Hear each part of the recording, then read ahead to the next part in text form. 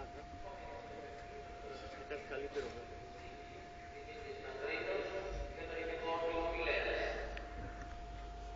Πάμε τώρα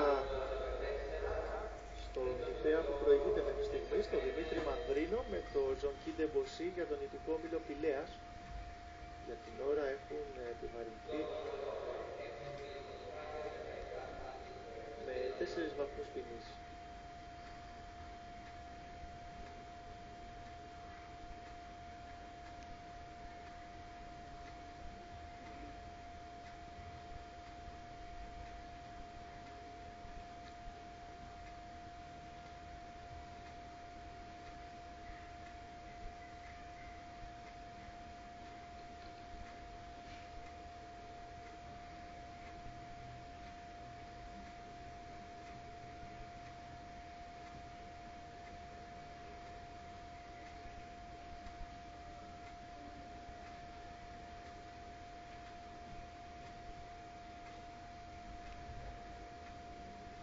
Βαθμούς ποινής και ο Μανδρίνος στον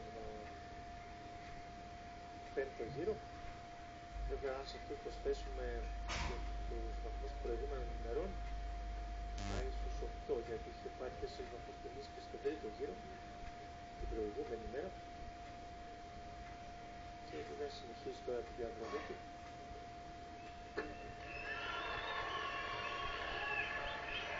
Πέρασε όλα τα εμπόδια, χαιρετάει